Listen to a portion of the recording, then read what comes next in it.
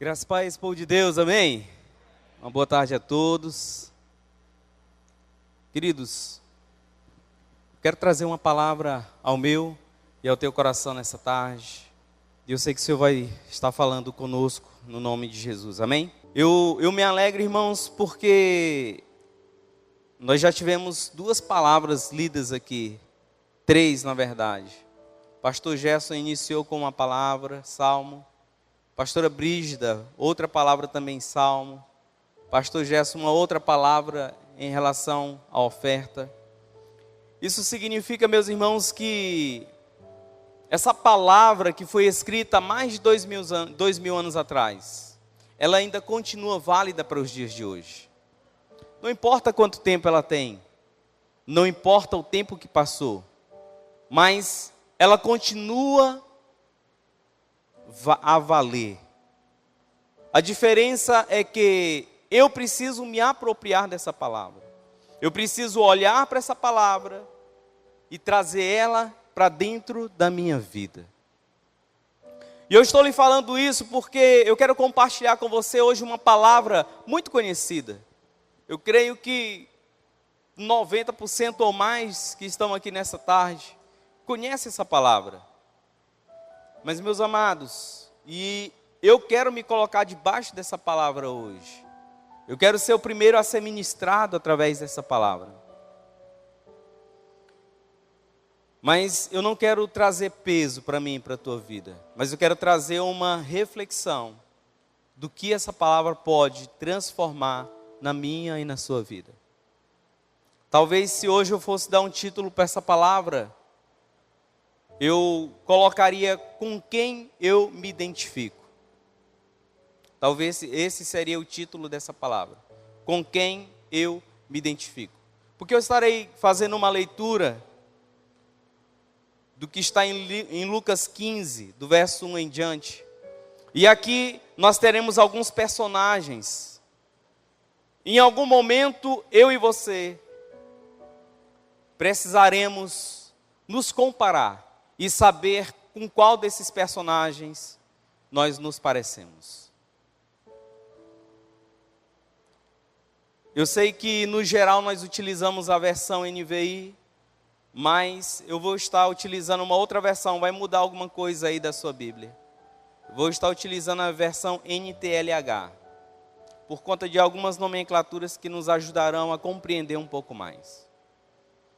Lucas 15 conta três parábolas muito conhecidas. E eu quero poder estar junto com você nessa leitura. Diz assim: certa ocasião, muitos cobradores de impostos e outras pessoas de má fama chegaram perto de Jesus para o ouvir. Os fariseus e os mestres da lei criticaram Jesus dizendo: este homem se mistura com gente de má fama e toma refeições com eles. Então Jesus contou esta parábola. Se algum de vocês tem 100 ovelhas e perde uma, por acaso não vai procurá-la? Assim, deixa no campo as outras 99 e vai procurar a ovelha perdida até achá-la. Quando a encontra, fica muito contente e volta com ela nos ombros. Chegando à sua casa, chama os vizinhos, chama os amigos e vizinhos e diz: alegrem-se comigo, porque achei a minha ovelha perdida. Pois eu lhes digo que assim também vai haver mais alegria no céu por um pecador que se arrepende dos seus pecados, do que por 99 pessoas boas que não precisam se arrepender. No verso 8 diz, Jesus continuou: se uma mulher que tem 10 moedas de prata perder uma, vai procurá-la, não é? Ela acende uma lamparina, varre a casa e procura com muito cuidado até achá-la. E quando a encontra, convida as amigas e vizinhas e diz: alegrem-se comigo, porque achei a minha moeda perdida. Pois eu digo a vocês que assim também os anjos do Senhor, assim os anjos de Deus se alegrarão por causa de um pecador que se arrepende dos seus pecados. Verso 11, e Jesus disse ainda: um homem tinha 2 filhos. Certo dia o mais moço disse ao pai: pai, quero que o Senhor me dê agora a minha parte da herança. E o pai repartiu os bens entre os dois. Poucos dias depois, o filho mais moço ajuntou tudo o que era seu e partiu para um país que ficava muito longe. Ali viveu uma vida cheia de pecado e desperdiçou tudo o que tinha. O rapaz já havia gastado tudo, quando houve uma grande fome naquele país, e ele começou a passar necessidade. Então procurou um dos moradores daquela terra e pediu ajuda. Este o mandou para a sua fazenda a fim de tratar dos porcos. Ali, com fome, ele tinha vontade de comer o que os porcos comiam, mas ninguém lhe dava nada.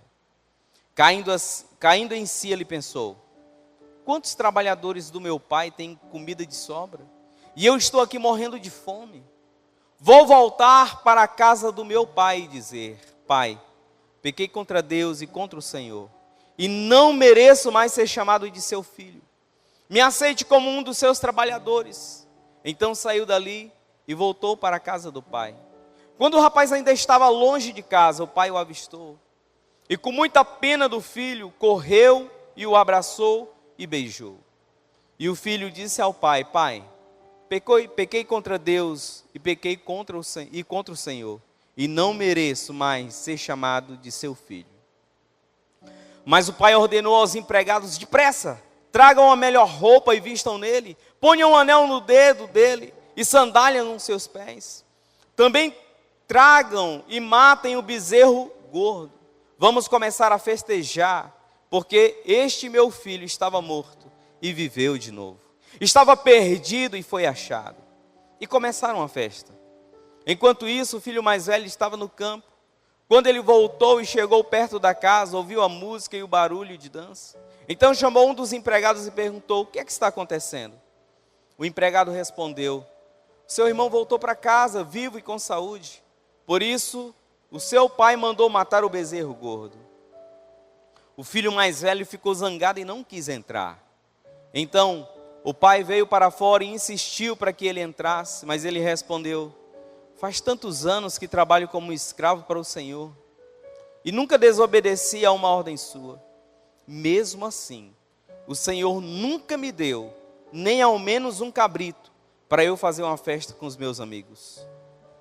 Porém, esse seu filho desperdiçou tudo que era do Senhor, gastando dinheiro com prostitutas.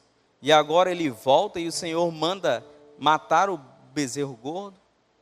Então o pai respondeu: meu filho, você está sempre comigo e tudo que é meu é seu.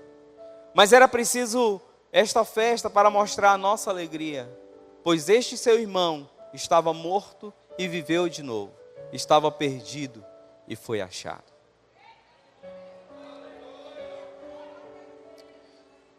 Senhor, no nome de Jesus, que essa palavra faça sentido na minha vida e na vida dos meus irmãos nessa tarde. No nome de Jesus, que ela alcance, ela encontre um lugar no coração dos meus irmãos e no meu. No nome poderoso de Jesus. Amém, amados? Eu quero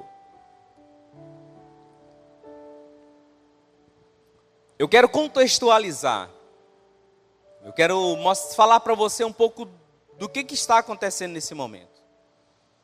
A Bíblia diz que Jesus ele estava dentro de uma casa.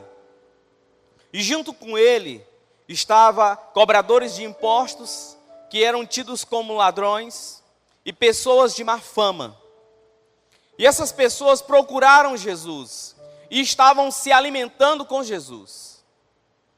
E daqui a pouco vem um outro grupo, um grupo de fariseus, de mestres da lei, e eles agora ficam do lado de fora da casa, e eles começam agora a estar criticando Jesus, porque Jesus estava se relacionando, estava, se alimentando com essas pessoas de má fama. Quando Jesus, que está dentro da casa se alimentando com aquele grupo, ele olha aquele burburinho lá fora, Jesus então sai desse grupo e vai até a porta da casa. E ele então decide contar essas 3 parábolas. E meus irmãos, o nosso pastor, ele sempre diz que essa era a maneira de Jesus ensinar, porque ele precisava usar coisas naturais, simples do dia a dia, para poder fazer eles entenderem as coisas sobrenaturais. Quando Jesus conta essas parábolas, essas 3 parábolas, aquele grupo, ele sabia exatamente do que Jesus estava dizendo, porque fazia sentido para eles. E meus irmãos, é maravilhoso como essas palavras, elas estão correlacionadas. Quando eu vi isso, eu pensei, eu digo, Senhor, precisa ter algo. E eu fui buscar entender, fui buscar estudar, saber do que se tratava. Irmãos, e eu descobri que essas palavras, essas 3 parábolas, elas estão intimamente ligadas. Quando Jesus começa contando a parábola de uma ovelha, ele estava dizendo o seguinte: olha, um homem, ele tinha 100 ovelhas. Esse pastor, ele cuidava dessas 100 ovelhas. Elas estavam em um lugar seguro, em um aprisco. Elas tinham alimentação. Elas eram cuidadas. Mas uma delas decidiu sair de perto do rebanho. Uma delas decidiu se afastar do pastor. E decidiu se arriscar no deserto. E a Bíblia diz que aquele pastor, ele deixou as outras 99 em segurança e partiu em busca daquela que estava perdida. Jesus estava dizendo: olha, existem pessoas que hoje estão perdidas e que estão buscando o bom pastor para cuidar delas. Jesus estava dizendo, sabe, vocês não entendem, mas esses que estão aqui dentro da casa, por mais que pareçam que eles são pecadores, eles são como essa ovelha, que não sabiam o risco que estavam correndo lá fora.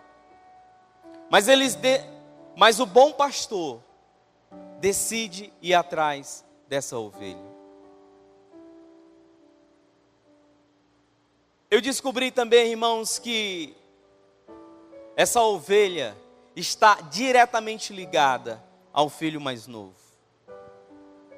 O filho mais novo, que assim como essa ovelha, estava dentro da casa do pai, tendo todo o cuidado, tendo todo o conforto, mas ele achou que o pasto lá fora seria melhor. E assim como aquela ovelha, aquele filho mais novo, ele decide sair. Mas Jesus também, ele fala sobre a dracma. E ele diz, olha, a ovelha, ela estava perdida, e ela sabia que estava perdida, mas ela não sabia o caminho de volta. Mas a dracma não. A dracma, ela estava perdida dentro de casa.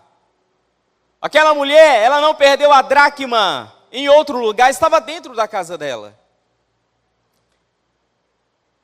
Mas ela não sabia, a partir do momento em que ela estava dentro da casa, mas ela já não tinha mesmo valor porque ela estava perdida.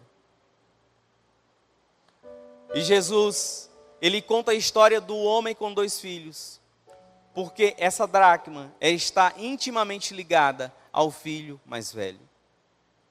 O filho mais velho que também, assim como aquela dracma, estava dentro da casa. Ele não estava perdido lá fora como o filho mais novo. Ele estava perdido dentro da casa do seu pai. Não correndo risco de vida, mas ele perdeu algo que também é importante. Ele parou de ter o valor que o pai tinha. Ele perdeu a essência do pai. A essência de ter compaixão, de ter comiseração do outro, de ter misericórdia do outro. E eu fiquei impressionado como essas parábolas, elas se completam. Essa ovelha, sabe, Jesus estava ensinando para aqueles homens que Existia um grupo que precisava dele, estava à procura dele. Estava fora. Mas existia um grupo que estava dentro, mas que também estava perdido. Isso ainda volta a acontecer nos dias de hoje, queridos. Porque essa é uma das estratégias de Satanás. De chamar a minha e a sua atenção para aquilo que está lá fora. Porque longe do rebanho, eu e você nos tornamos alvos fáceis. E enquanto alguns estão lá fora, correndo o risco de perder a sua vida, alguns outros estão aqui dentro, perdendo os seus valores. Por isso que essa palavra é com quem eu me identifico. Porque eu e você precisamos nesse momento parar para pensar quem eu sou nessa história. Será que eu estou agindo como um filho pródigo, como um filho perdido, como aquela ovelha que um dia estava num lugar seguro, mas decide sair? Ou será que eu já fui resgatado? Eu já não estou lá, mas não estou mais lá fora. Mas eu estou aqui dentro, não valorizando o que o Pai valoriza. E eu falo para você que em algumas vezes eu estive no lugar do filho mais novo, no lugar daquela ovelha que um dia esteve perdida. Mas me reconciliei. Mas em alguns momentos eu tomei o lugar do filho mais novo, do filho mais velho. Quando eu olhava para alguém e dizia, para esse aí não tem jeito. Porque eu não estava mais valorizando aquilo que o Pai valorizava. Eu estava menosprezando o poder transformador da cruz de Jesus. E quando eu me comporto assim, sem valorizar, sem dar o real valor que outros têm, eu me comporto como um filho mais velho. E essa palavra, amados, não é para trazer peso, mas é para trazer uma consciência para mim e para você. Como eu estou me comportando. Porque em alguns momentos, pode ser que você tenha atitudes de filho mais moço, de querer sair. Outros podem ter atitude de filho mais velho, de não valorizar, de perder a essência do Pai.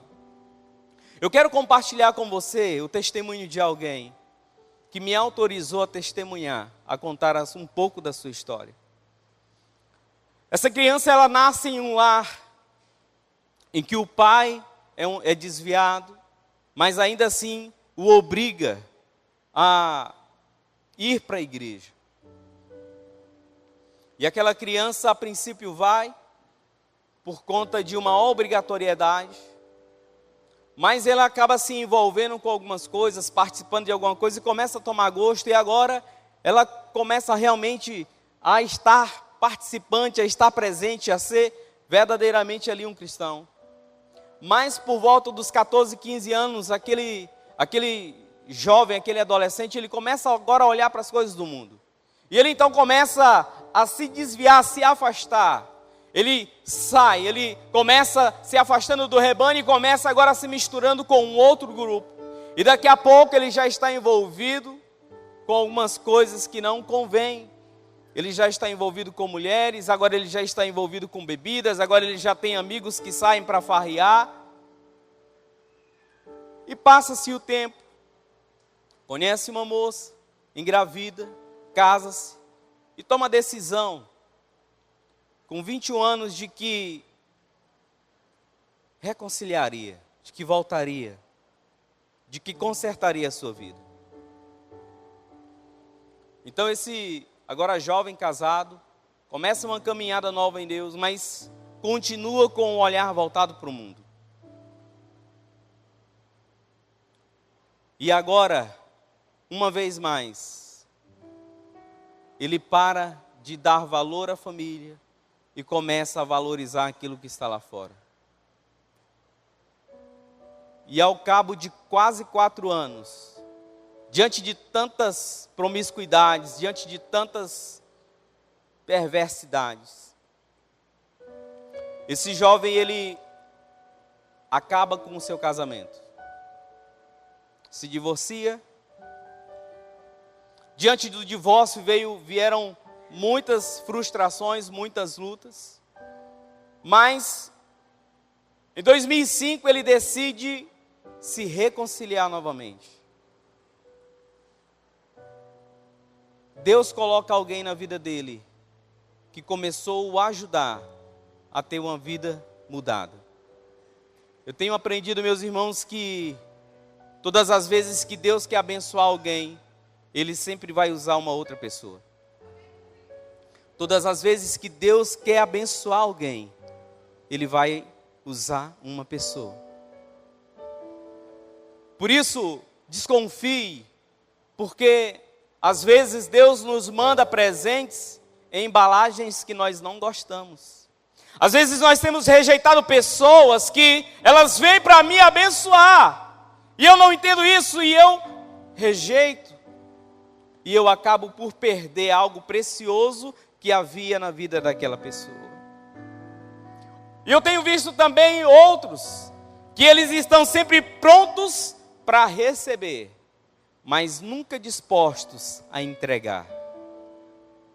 Compreenda que a minha e a sua mão precisa estar aberta para entregar na mesma proporção em que ela está aberta para receber. Deus usa alguém, começa a ajudar esse jovem, e ele então decide realmente ter uma vida transformada. Agosto de 2008, ele já tem uma caminhada com Deus, e ele decide então fazer o encontro. E no encontro, algumas barreiras, algumas mentalidades que foram construídas, Deus começa a desconstruir. Porque aquele jovem achava que não tinha mais jeito. Ele foi construindo uma mentalidade, Satanás foi ajudando a ele construir uma mentalidade que não tinha jeito. Que ele havia nascido para sofrer e para fazer outras pessoas sofrerem. De que a vida não tinha mais sentido. De que Deus havia estabelecido leis e princípios na sua palavra para puni-lo. E Deus então começa a mostrar para esse jovem no encontro com Deus na Chácara da Vitória, em agosto de 2008, que essas leis, esses princípios foram estabelecidos para lhe proteger e para lhe abençoar. E que na verdade o pai estava com saudade de um relacionamento com ele. E as cordas que foram construídas, que foram formadas por causa do pecado que aprisionava aquele jovem, começam a ser quebradas e ele começa a se tornar livre.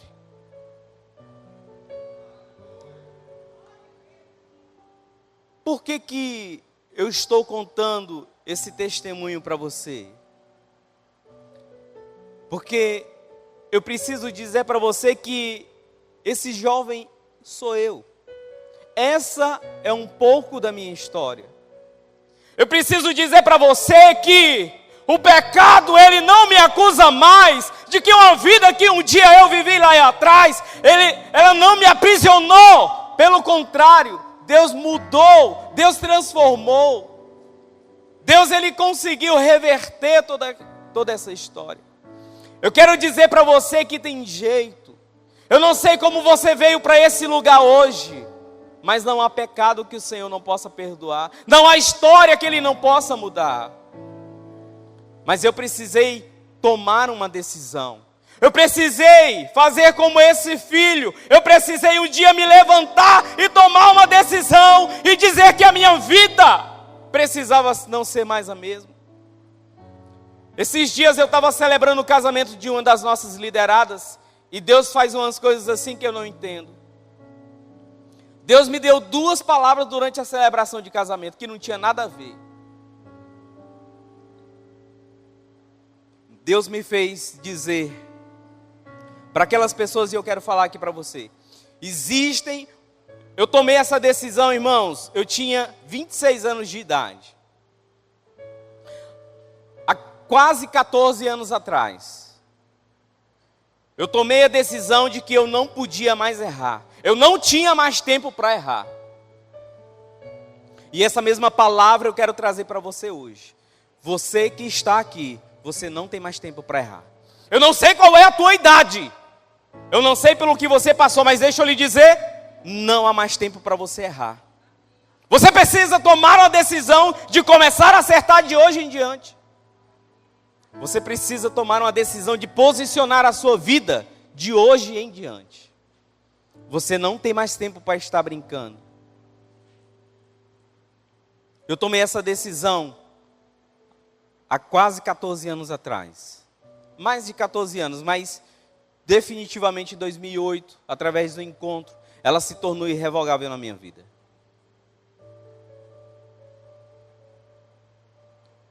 Outra palavra que Deus me deu durante aquele casamento é que tem pessoas que têm muita facilidade para se aliançar em um relacionamento ou matrimonial ou de amizade, não sei, com um ser humano, com uma pessoa falha, limitada, mas tem dificuldade de se aliançar com um Deus que é perfeito, com um Deus que é verdadeiro, com um Deus que é ilimitado, com um Deus que é o seu Criador, com um Deus que é o seu formador, com um Deus que, conforme está em Jeremias 29, diz que Ele é que sabe os pensamentos que tem a respeito de vós, que são pensamentos de bênção e não de mal.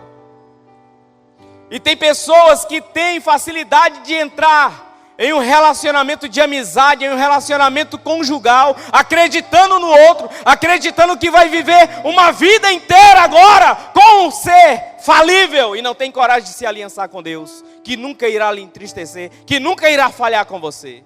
Isso é fora de lógica. Isso é fora de lógica.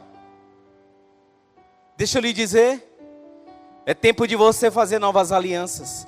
Hoje à noite, nesse fim de tarde, é tempo de você fazer alianças que verdadeiramente vão mudar a tua vida. Eu sei que talvez você já tenha feito alianças de amizade e muitas outras coisas, mas esse é tempo de se aliançar com um Deus verdadeiro. Sabe, queridos, glória a Deus. Quando Jesus, Ele está falando para aquele grupo, Jesus está dizendo, olha, Jesus Ele não está reprimindo aquele grupo. Jesus Ele não foi para aquele lugar para dizer para os fariseus, para dizer para os mestres da lei, que não tinha jeito para eles, não, pelo contrário. Jesus foi dizer, ei, vocês estão do lado de fora, mas eu quero que você entre para celebrar conosco do lado de dentro. Sabe, o meu intuito não é de que vocês continuem na razão de vocês, mas é de que vocês façam aquilo que eles já fizeram e vocês ainda não conseguiram, de olhar para dentro de si e reconhecer que precisam de mim, e reconhecer que precisam do Pai.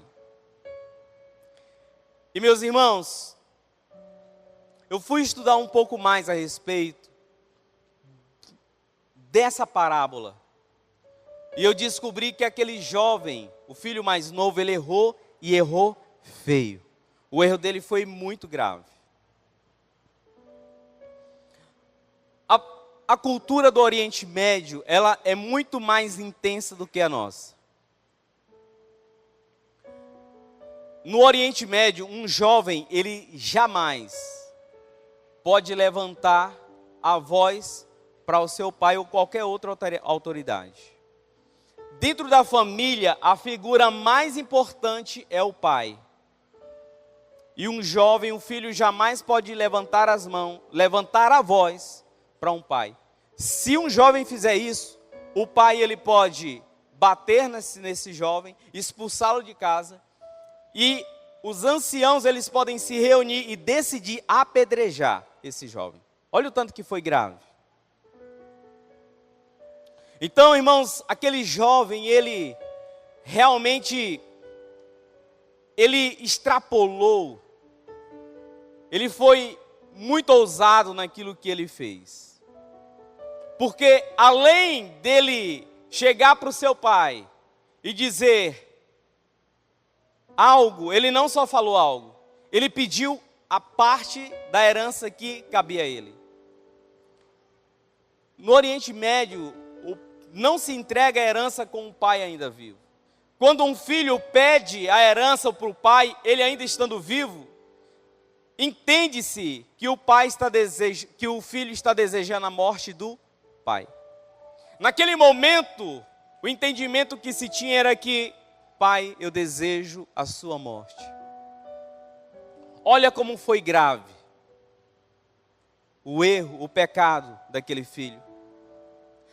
Sabe por que Jesus contou essa parábola, irmão? Porque Jesus precisava expressar para aqueles homens de que havia um pecado grave, mas que o pai estava pronto para perdoar. Mas o filho mais velho também errou. Porque depois do pai, a figura mais importante é o filho mais velho, é o primogênito. E o primogênito, ele tinha a obrigação de corrigir o filho mais novo, e ele não fez. Ele silencia. E sabe por que ele silencia? Porque quando o filho mais novo pede a sua parte na herança, a Bíblia diz que o pai repartiu entre os dois filhos, ou seja, o filho mais velho também recebeu a sua parte na herança. Então para ele foi conveniente. Mas Jesus também precisou ilustrar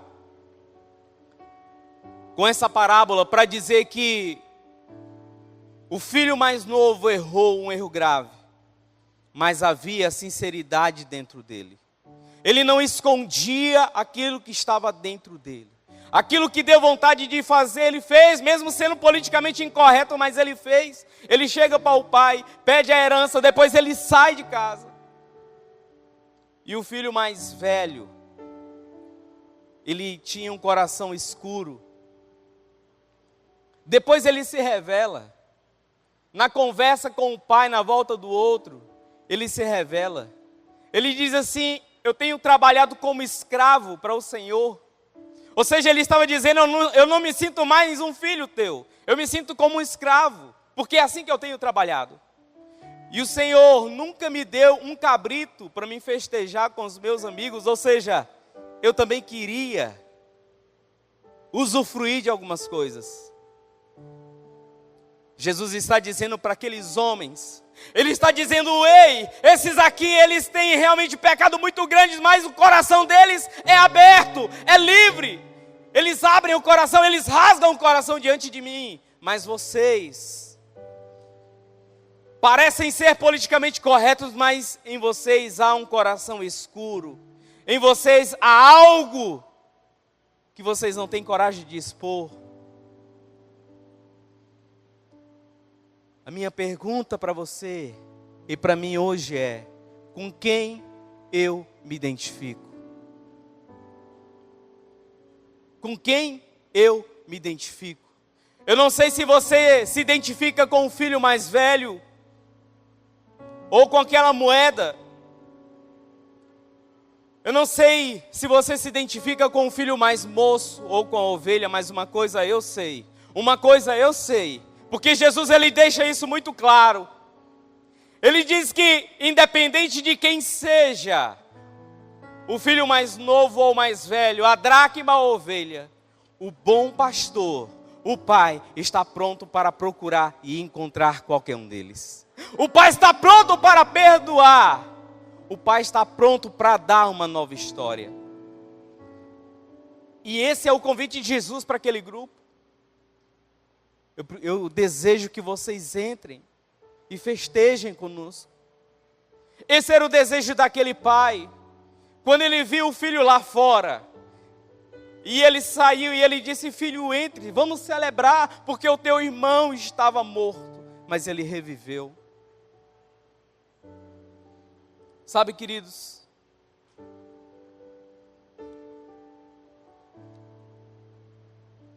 eu não sei como você tem reagido diante de algumas pessoas que você vê entrando por aquela porta. Eu não sei como o teu coração reage Independente de como você, independente de você falar para alguém ou não. Mas se em algum momento você olhou e disse, meu Deus, eu não acredito. Não acredito que fulano de tal está aqui. Não, não é possível. Não é possível que teve jeito para ouvir Semário. Não, não é possível que teve jeito para aquele homem que hoje é pastor. Eu não sei como o teu coração reage. Mas deixa eu lhe dizer, isso não importa. Porque o Pai quer sarar hoje. Ele quer alcançar o meu e teu coração hoje. De uma vez por todas. Amém? Todos eles tiveram um encontro. A ovelha teve um encontro. A dracma teve um encontro. O filho mais moço teve um encontro. O filho mais velho teve um encontro. E cada um deles nos ensina como nós devemos nos posicionar. Aquela ovelha que estava perdida e o bom pastor foi atrás dela. Quando ele o encontra, ele coloca ela no colo e traz de volta para o aprisco. Deixa eu lhe dizer, permita o Senhor lhe colocar no colo hoje. Permita o Senhor colocar você no colo hoje, o bom pastor colocar você no colo hoje e trazer você de volta para o aprisco, trazer você de volta para um lugar seguro. Aquela dracma que foi perdida, a sua dona procurou, e ela quando encontrou, ela festejou porque ela sabia o valor daquela dracma. Ei, permita o Senhor lhe valorizar, lhe dar o devido valor que você tem. Você tem andado por alguns lugares que você não tem sido valorizado.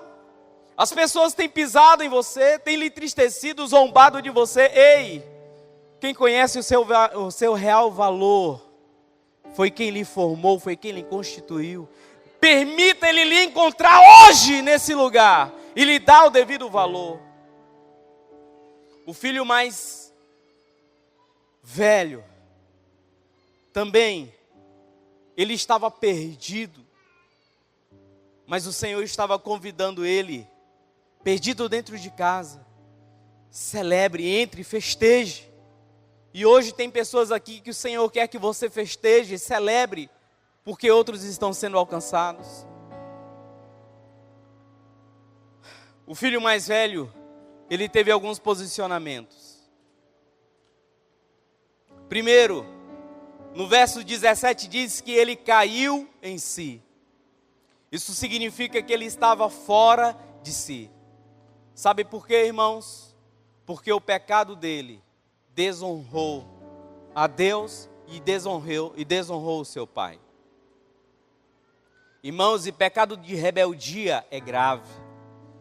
Lúcifer só precisou se rebelar uma vez. Quando ele disse no seu coração que estaria acima, que colocaria o seu trono acima do trono de Deus, Deus não chamou ele para uma conversa, dizendo assim: Lúcifer, fui eu que te criei. Não vacila desse jeito não, cara. Eu sei que é a primeira vez, mas não pisa na bola assim não. Não houve conversa, irmãos. Porque a rebeldia diante de Deus é algo muito grave. Mas, irmãos, a misericórdia do Senhor para conosco é diferente. Quantas vezes eu e você desonramos a Deus, desonramos nossos pais, desonramos nossos filhos, desonramos esposa e esposo, desonramos a liderança. E Deus continua sendo tardio em irar-se, continua dando a mim e a você a oportunidade de se arrepender. Não há mais tempo para você, é chegada a hora de você tomar uma decisão, você não pode mais errar. Aquele filho, ele caiu em si porque ele estava fora de si, por causa da sua desonra a Deus, desonra seu pai. Hoje é noite de pessoas caírem em si. Hoje é noite de pessoas lembrarem-se do pai como aquele filho lembrou. Hoje é noite de pessoas reconhecerem o seu pecado, como aquele jovem reconheceu. Ele diz: Pai, eu pequei contra Deus e pequei contra ti. Não sou mais digno de ser chamado teu filho. Assuma a responsabilidade hoje. Hoje é noite de haver um arrependimento no seu coração. Mas não só de coração. Hoje é noite de fazer como aquele jovem fez. A Bíblia diz que ele pôs-se de pé e foi até o Pai. E ele se reconciliou com Deus e com o Pai. Sabe o que Deus me falou no culto pela manhã?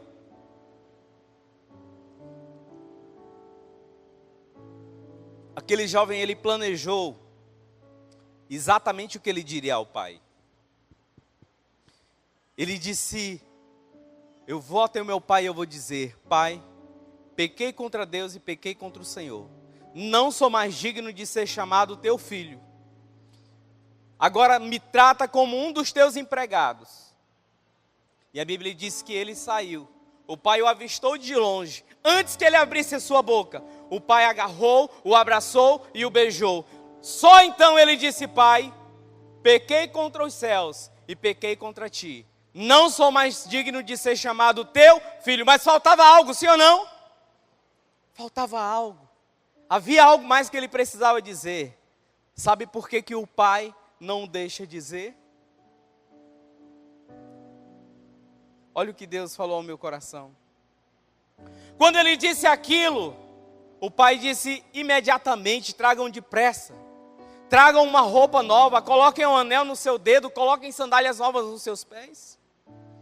E mandem matar um bezerro gordo para nós celebrarmos.